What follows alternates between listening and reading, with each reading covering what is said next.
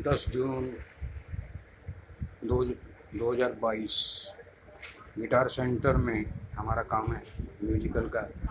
और हम बच्चों को शिक्षा देते हैं म्यूजिक की। ये हमारा छोटा सा शोरूम है गिटार सेंटर का। और मैं उसको और क्लियर करता हूँ लाइट जला के।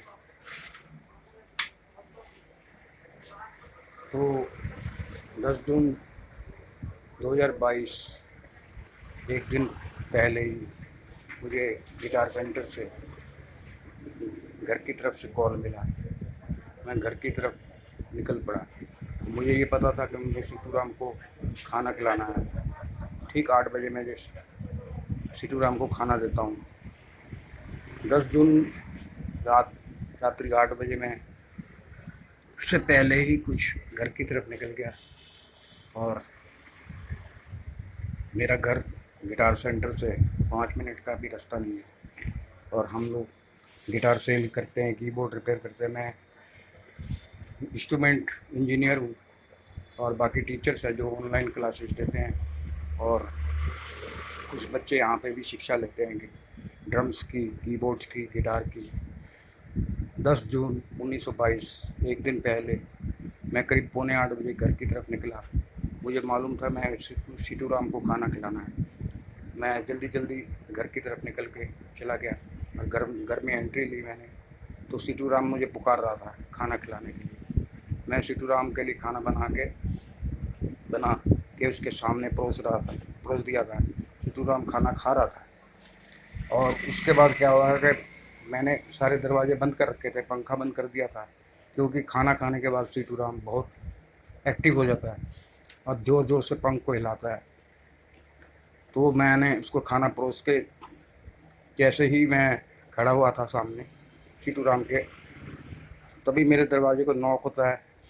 हमारे दूसरे काम से कुछ जो हमारे पास काम करती हैं लड़कियां, उन्होंने आके दरवाजे को नॉक किया। क्योंकि हमारा जो अपार्टमेंट है वो अटैच बाथरूम में है। ये रियल घटना बता रहा हूँ मैं आपको। इसमें कोई भी कहानी नहीं है, ये सच्चाई बता रहा हूँ मैं आपको। आप मेरे चैनल को लाइक करें या ना करें, इसका प्रूफ मैं दिखाऊंगा आपको सारा। जब लड़कियों ने, एम्प्लॉय ने लॉक किया दरवाजे को, तो उन्होंने वॉशरूम में जाना था। और मेरे को ये सिग्नल दिया गया कि आप दूसरे कमरे में चले जाइए, लड़कियां वॉशरूम जाएंगी। मैं उस समय भूल गया था दरवाज़ा, मेरा दरवाज़ा तो बंद था, मगर मैं भूल गया था मैं सीतूराम के सामने खड़ा हूँ। मैंने जाके दरवाज़ा खोल के अपने घर की तरफ एंट्री ली और दरवाज़ा मैंने बंद कर दिया। इतने में वो लड़कियाँ आई, उन्होंने वॉशरूम को यूज़ किया और दरवाज़ा खोल के, सीतूराम का दरवाज़ा खोल के वो घर की तरफ निकल गई। और कुछ देर के 5-7 मिनट के बाद जब मैं घर से बाहर आया तो देखा तो सीतूराम अंधेरे में उड़ चुका था, कहीं नहीं मिल रहा था मुझे। मैं बहुत मायूस था। सारी फैमिली मुझे ढूंढने पे लग गई। सारी रात हमारी 17 घंटे तक हम ढूंढते रहे सीतूराम को। करीब करीब सुबह 3 बजे, सारी रात 3 बजे भी उठ के मैं चेक करता रहा। क्योंकि हमारे अपार्टमेंट में हमारा कुछ हिस्सा जंगल बना रखा है, जिसमें बहुत सारे वृक्ष लगा रखे हैं मैंने। उसमें आम का पेड़ भी है, बेल का पेड़ भी है और बहुत सारे फूलों के भी पेड़ हैं। तो उनमें पंछी शाम को रहते हैं। और सीतूराम जी को हम अपने घर में ही रखते हैं। सीतूराम जी को बहुत कम दिखाते हैं। मैं बहुत मायूस हो गया। काम पे आने को दिल नहीं किया था। शॉप बंद करनी थी मेरे को, शॉप किसी और ने मेरी बंद करी। और मैं उसको सारे एरिया के अंदर ढूंढने लग पड़ा। सीतूराम चिल्लाने लग पड़ा। कोई कोई कहीं से भी मुझे रिस्पांस नहीं मिला। आखिर 3 बजे क्या हुआ, रात के 3 बज गए, मैं के पेड़ के नीचे आके बैठ गया और ज़ोर ज़ोर से पुकारने लगा, सीतूराम सीतूराम। सीतूराम का कोई सिग्नल मेरे पास नहीं था। सीतूराम इतना इंटेलिजेंट पैरट था मेरा, मेरी हर बात को सुनता था और चिल्ला के मुझे बुलाता था। मगर उस समय मुझे कहीं से भी कोई सिग्नल नहीं मिल रहा था। मैं सारी रात बेल के पेड़ के नीचे बैठा हुआ भगवान भोलेनाथ का से प्रार्थना करने लग पड़ा। भोलेनाथ को बोला, अगर सीतूराम जिंदा है तो मुझे ज़रूर मिलवाना है, नहीं तो मैं तेरी पूजा करनी छोड़ दूँगा, तेरी भक्ति करनी छोड़ दूँगा। और इतना कह के मैं घर के अंदर आ गया और बैठ गया, और उसके उसका जो केस था उसको निहार रहा था। केस को निहारते निहारते मैं चुपचाप से बैठा हुआ भगवान का नाम ही ले रहा था। इतने में कि सुबह 1 घंटा, 4 बज गए, 4 साढ़े 4 बज गए, थोड़ा थोड़ा दिन निकलना शुरू हुआ। ठीक 4 बजे मुझे सीटू राम की हल्की सी आवाज़ सुनाई दी। मैं बाहर आया, ढूंढने लग पड़ा। कम से कम 1 किलोमीटर की रेंज में मैंने चक्कर लगाया, सीटू राम का पंख देखा, कहीं पंख तो नहीं गिरा हुआ, कोई बिल्ली तो नहीं नोच गई, इसको खा तो नहीं गई बिल्ली।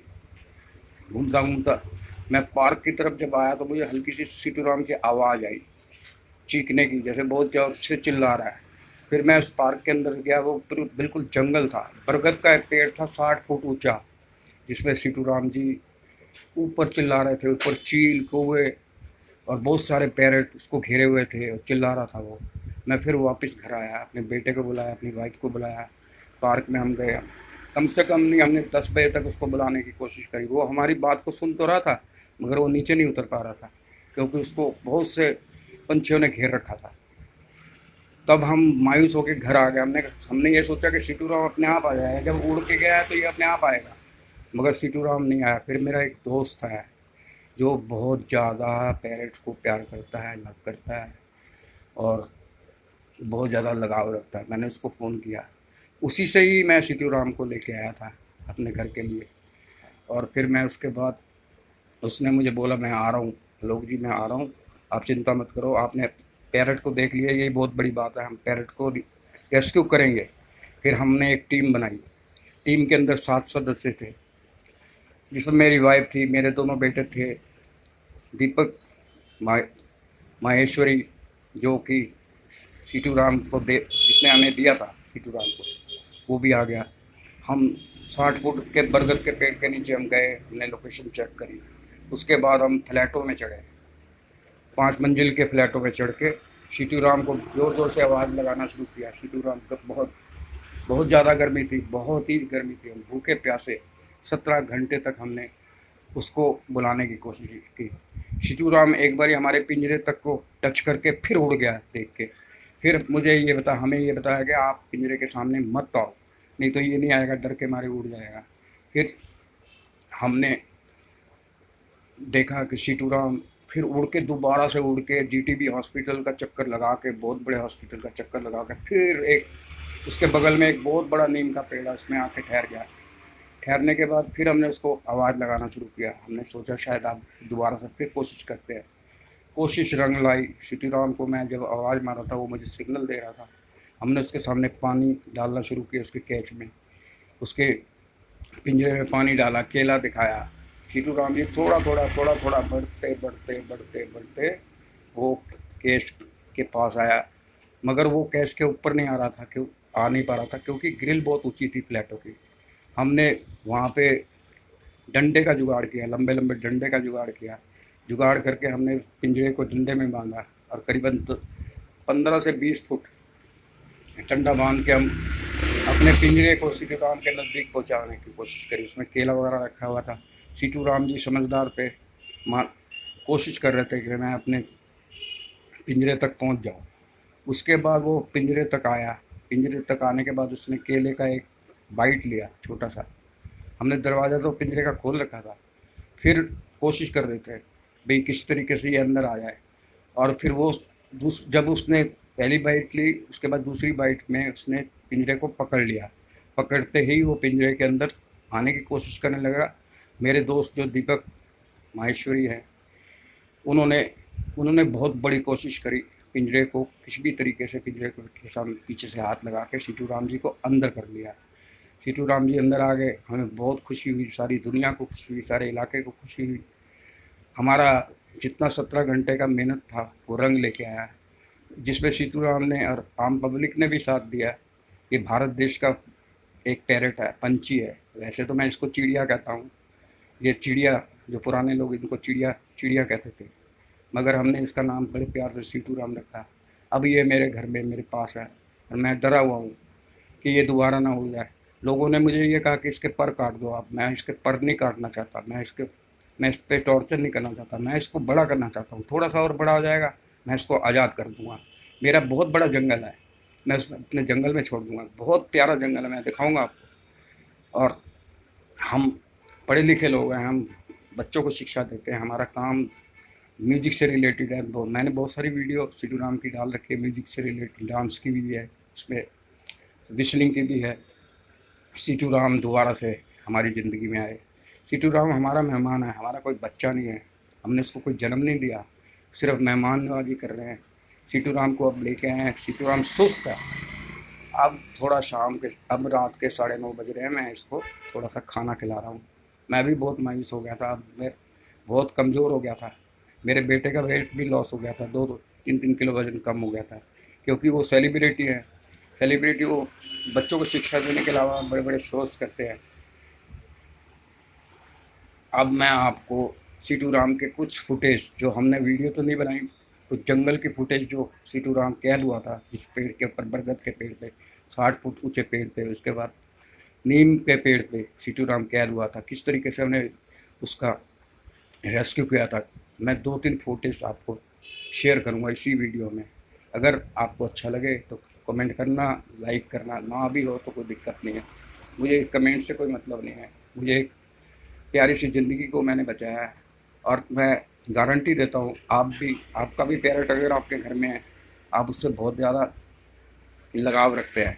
अगर किसी तरीके से वो उड़ जाता है तो मैं आपकी मदद भी करूँगा। आपको फ़ोन नंबर भी बताता हूँ मेरा फ़ोन नंबर है 9560533586।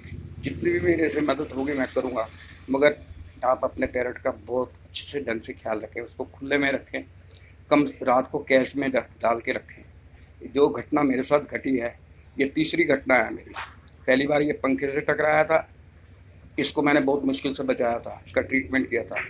दूसरी बार ये एक बार उड़ गया था, उड़ के ये दीवार से टकरा के फिर गिरा था, फिर बचाया था। आज ये तीसरी बार है, सीटू को हमने नई ज़िंदगी दी, ये दोबारा से हमारे पास आ गया है। अब मैं आपको कुछ दृश्य दिखाऊंगा जो मेरे अपार्टमेंट में जंगल है। सिर्फ मैं पंछियों के लिए मैंने ये जंगल को बना रखा है। ये करीबन करीबन 1 करोड़ रुपए का अपार्टमेंट है मेरा। और हमारा बिजनेस, सारा बिजनेस ही जो है हमारे प्रॉपर्टी में चलता है। हमारे अपने गिटार सेंटर, बहुत बड़ा गिटार सेंटर है, मैं दिखाता हूँ आपको। बच्चे शील्ड लेते हैं, बहुत कुछ लेते हैं, बहुत बड़ी बड़ी शिक्षाएं प्राप्त कर रखी है। ये सर्टिफिकेट्स हैं। हमारे सुमित सन्याल मेरा बेटा है, जो इन सर्टिफिकेट्स को लेकर लंदन, दिल्ली DSM से Delhi school of music, NIT London से डिग्रियाँ हो करके, केरोडेबल कॉलेज का म्यूजिक सोसाइटी का मेंबर, वहीं से इसने BSc ग्रेजुएशन किया। और ये भी बहुत सिद्धू राम को प्यार करता है, और ये बहुत कम रहता है क्योंकि इसके शोज बहुत चलते हैं। अब मैं वीडियो को समाप्त करता हूँ, ज़्यादा लंबा नहीं करना चाहता। कुछ फुटेज इसमें डालूँगा, उसके बाद मैं आपको भेजूँगा। लाइक करना हो तो कर दीजिएगा, नहीं करना तो मुझे कोई फ़र्क नहीं पड़ता। मैं तो सिर्फ पंछी की ज़िंदगी बचाने के लिए हमेशा आपके साथ रहूँगा। आप केयर करें, पंछी को देखभाल करें। ये एक पंछी नहीं, ये एक बहुत खूबसूरत पंछी है, समझदार पंछी है, और इसको बड़े प्यार से पालें। एक दिन तो ये उड़ेगा, आपके घर से भी उड़ेगा, मगर मेरे घर से जो उड़ेगा तो मैं इसको बिल्कुल ट्रेन करके उड़ाऊँगा ज़रूर ज़िंदगी में एक बार। करीबन ये अभी 4 महीने का है, कम से कम 1 साल में और इसको मैं तैयार करूँगा। तैयार करने के बाद ही मैं इसको उड़ाऊँगा, इसको आज़ाद करूँगा, क्योंकि ये मेरा घर का सदस्य नहीं है, ये मेरा घर का एक मेहमान है। मेहमान नवाजी कर रहा हूँ। जितने दिन ये मेरे साथ रहेगा, खुश रहेगा, इसको किसी चीज़ की कमी नहीं होने दूँगा। आज मैं अपने गिटार सेंटर से मैं बैठा हुआ हूँ, अकेले बैठा हुआ हूँ, इसलिए इस वीडियो को बना रहा हूँ। इसके बाद मैं घर जाऊँगा, कल सुबह तक मैं सारी वीडियो जितनी भी है इसकी, रेस्क्यू की वीडियो, जो जैसे हमने इसको रेस्क्यू किया है, वो सारी 2-3 फुटेज मैं इसमें डाल के आपको दिखाऊंगा। सच्चाई की जीत होती है, भगवान का नाम लीजिए। जय श्री राम, जय भोलेनाथ की। धन्यवाद।